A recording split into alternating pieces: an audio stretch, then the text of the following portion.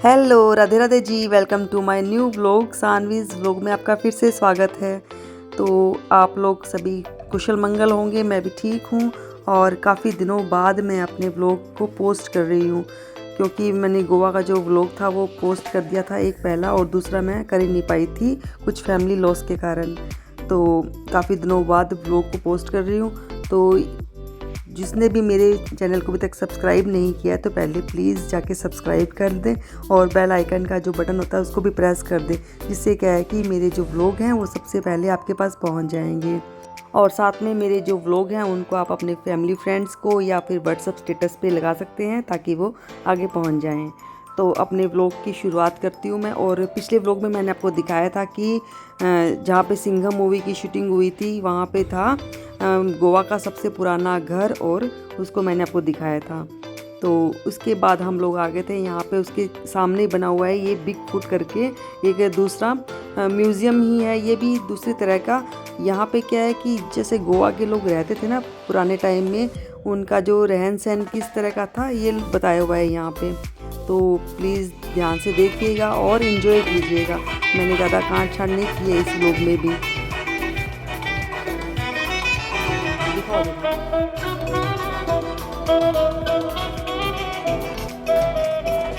पुराण कथाओं के अनुसार पूरा कोकण प्रदेश समुद्र का भाग हुआ करता था। भगवान विष्णु के छठे अवतार भगवान परशुराम ने सह्याद्री पर्वत पर खड़े रहकर अरबी सागर में तीर मारा। उस स्थान तक समुद्र का पानी पीछे हट गया और कोकण सहित गोवा का निर्माण हुआ। इस भूमि के विधाता का सम्मान करने के बाद 7 सीढ़ियां चढ़कर जो यहाँ के मुगदों या देखभाल करने वाले थे, जमींदारी के कामकाज और खाते लिखने के लिए इन्हें नियुक्त किया जाता था। वर्तमान काल में खाते लिखने का काम अकाउंटेंट का है। कृपया आगे बढ़ें। यहाँ पर डिमो अपने प्रदेश में आपका स्वागत कर रहे हैं। डिमो।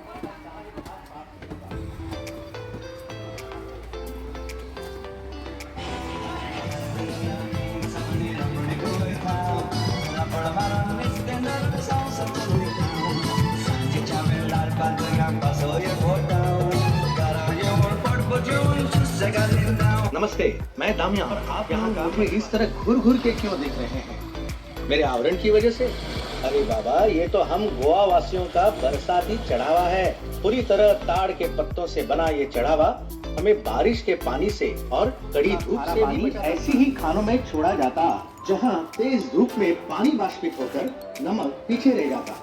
अब आप आगे बढ़कर पिड्डू से मैं गोवा की मच्छी बेचने वाली हूँ। मैं घर घर जाकर मच्छी बेचती हूँ। मेरे कपड़ों से मुझे आसानी से पहचाना जाता है। विशिष्ट खुले हुए आस्तीन का ब्लाउज और स्पष्ट आकृति की फैली हुई स्कर्ट, ये भाग उस जमाने के कुछ घरों और व्यवसाय को दर्शाएगा। तो समुद्र तट के पास से देखिए, पीछे देखिए, नारियल छिलने वाले काम पे लगे हैं। इस आसान से उपकरण को सब नारियल से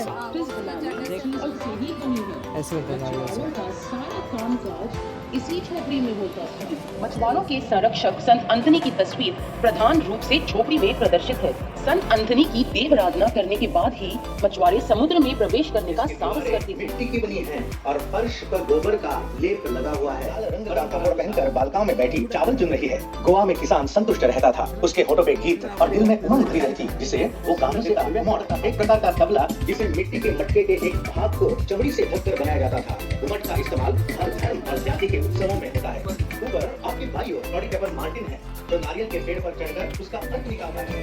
उसके एक हाथ में नारियल के अर्क से भरा हुआ बर्तन और दूसरे में घास दरांती है, जिससे वो ऊपरी पत्तों को तराशता है। इस नारियल के अर्क से गोवा का अमृत बेणी सारभूत होती है। पशुओं पर शांत प्रभाव पड़ता था। ये मटका जो आप देख रहे हैं, ये मामूली नहीं है। इसे कोंकणी में ओणवा कहते हैं। मिट्टी और गोबर का लेप लगाया हुआ ये मटका थर्मस का काम करता है। इसमें कंजी डालकर खेतों में लेकर जाते थे, ताकि कठिन परिश्रम करने वाला किसान पेट भर गरम गरम नाश्ता कर सके। गौशाला के बाजू में घास का अंबार है। घास के अंबार के आमने सामने काजू केने की भट्टी है। घर के सदस्य काजू का फल दिन में 2 बार इकट्ठा करते और औरतें काजू को फल से अलग करती। आदमी उन्हें अपने पैरों के नीचे कुचलकर रस मटकों में भरते। किण्वित रस को एक बड़े मटके में डालकर उबाला जाता है और उससे उठने वाली वाष्प को छोटे मटके में संयमित किया जाता है। इस मटके को पानी डालकर ठंडा किया जाता है, तब जाके पहला साल पूरा होता है।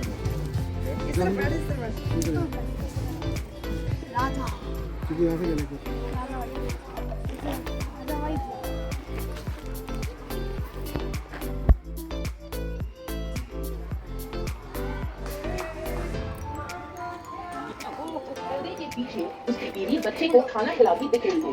उस जमाने के बड़ई पश्चिमी तरीके को भारतीय नमूने से मिश्रित कर वाकई में कलात्मक फर्नीचर तैयार करते थे। तो आज भी आप ये चलाते थे। उन दिनों प्राचीन रातों में मिट्टी के घड़े पेड़ चलाते थे। आजकल गाड़ी चलाई जाती है। किसान गोट नहीं मतलब वो greatest of all time GOAT greatest of all time.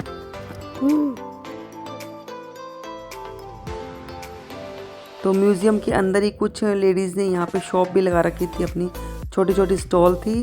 तो यहाँ पे थी आम पापड़, खट्टी मीठी गोलियाँ या चॉकलेट्स। तो ये जब चीज़ें मुझे काफ़ी पसंद है, जब भी दिखती है ना तो मैं ज़रूर ख़रीद देती हूँ। तो एक चीज़ यहाँ पे मैंने नोटिस की है कि लेडीज़ हो या जेंट्स मिलकर काम करते हैं और अपना अच्छा सा अर्निंग कर लेते हैं। मतलब छोटी सी स्टॉल भी खोल के एक लेडी आराम से अपना अर्न कर लेती है। तो ये आज की बात नहीं बता रही हूँ मैं, लगभग 40-45 साल पहले की बात बता रही हूँ, जब मम्मी पापा भी गोवा में ही रहते थे। तो क्योंकि इनका बर्थ गोवा में ही हुआ था, तो ये जब गोवा में रहते थे तब मम्मी बताते हैं कि सड़क के किनारे एक लेडी अगर थोड़े सी वेजिटेबल, थोड़े से फ्रूट्स लेके बैठ जाती थी ना, तो भी उनकी ठीक से अर्निंग हो जाती थी, उनका घर का खर्च चल जाता था। और अभी भी मैंने आज भी यही देखा है, वहाँ पे रोड के किनारे थोड़ी सी मछली लेके भी कुछ लेडी बैठी रहती हैं, तो उनकी ठीक से अर्निंग हो जाती है, अपना घर खर्च चला लेती हैं वो। और इनको देख कर ऐसे लगता है कि जैसे इनको ज़्यादा कुछ चाहिए भी नहीं। तो मैंने एक बात तो नोटिस की थी कि यहाँ के रहन सहन में और वहाँ मतलब जहाँ हम रह रहे हैं दिल्ली गुड़गांव में, तो वहाँ के रहन सहन में काफ़ी फ़र्क था। तो काफ़ी अच्छा लग रहा था यहाँ पे आकर, बिल्कुल अलग सा फील हो रहा था कि पता नहीं कौन सी दुनिया में आ गए हैं हम लोग।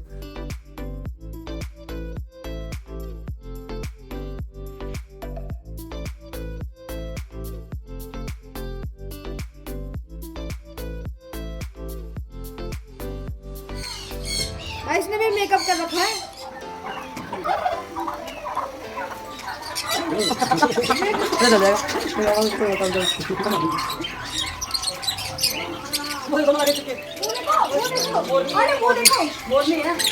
वो देखो कलरफुल वाला। तो यहाँ अंदर एक मंदिर भी बना हुआ था और बोलते हैं कि इसकी मान्यता है कि यहाँ पे जो भी विश मांगो ना तो वो पूरी हो जाती है। तो हमने भी अपनी विश मांगी है और जो पूरी हो जाएगी तो बोलते हैं कि पूरी होने के बाद आपको दोबारा आना पड़ता है यहाँ गोवा में और वापस से प्रेयर करनी पड़ती है। तो हमने भी विश मांगी है और देखते हैं कब पूरी होती है। और उसके बाद हम लोग पहुँच गए थे यहाँ दूसरी जगह पे, मतलब वो बिग फुट से निकल के हम लोग आ गए थे यहाँ पे एक चर्च में। तो चर्च आना तो बहुत ज़रूरी होता है यहाँ पे, मतलब बनता ही है, गोवा आए हैं तो चर्च तो ज़रूर आना ही होता है। पर यहाँ पे क्या था कि फ़ोटो वगैरह खींचना, वीडियो बनाना बिल्कुल भी अलाउड नहीं था। पर थोड़ी सी मैंने क्लिप अंदर से ले ही ली थी आपको दिखाने के लिए।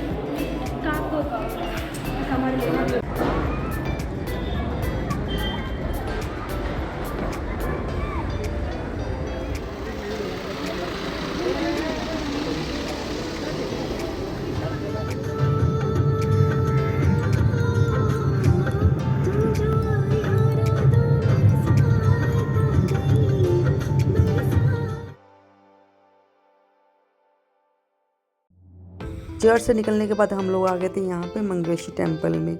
और यहाँ पे अंदर वीडियो फ़ोटो क्लिक करना बिल्कुल भी अलाउड नहीं था, जो मैंने नहीं किया। क्योंकि हर बार रूल तोड़ना सही नहीं होता है।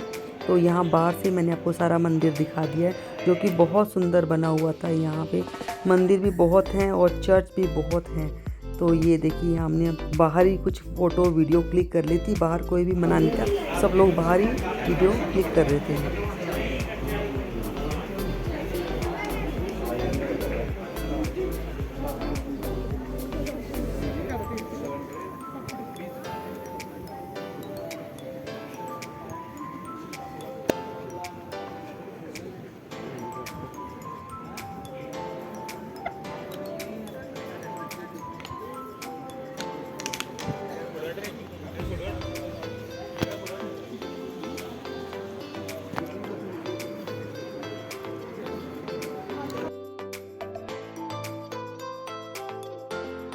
और ये है 5वीं जगह जहाँ हम लोग घूमने आए हैं, और ये है शांति दुर्गा टेम्पल।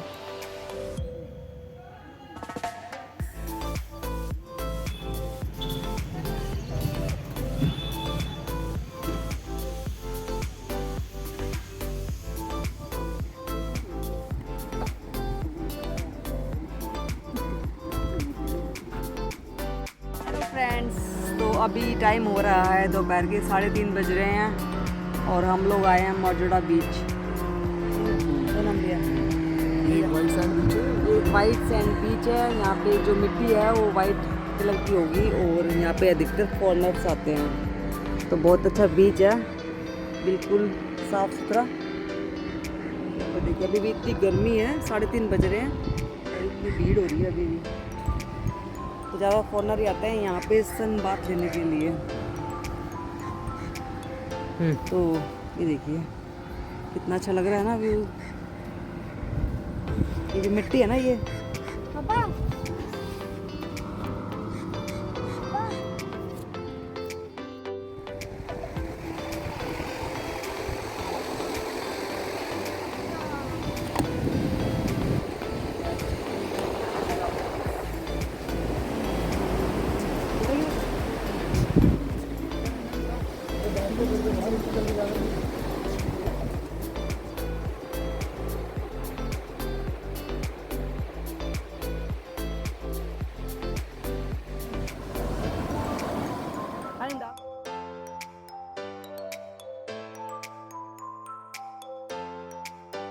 तो फ्रेंड्स 5-6 जगह हम लोग घूम लिए थे अच्छे से और उसके बाद फिर हम लोग आ गए थे वापस से होटल में।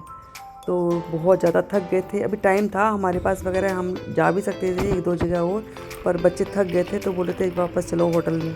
तो हम लोग पहुंच गए थे होटल और यहाँ पे बनाई थी मैंने आते ही कॉफ़ी, क्योंकि कॉफ़ी है जो मैं यहाँ पे बना पा रही थी। चाय वगैरह बनाने की कोशिश की थी पर वो टेस्ट नहीं आ रहा था, पर कॉफ़ी ठीक बन गई थी। तो आते ही बच्चों ने डिमांड कर दी थी कि मम्मी थक गए हैं कॉफ़ी बना दो। तो यहाँ बनाई है मैंने टेस्टी वाली कॉफ़ी।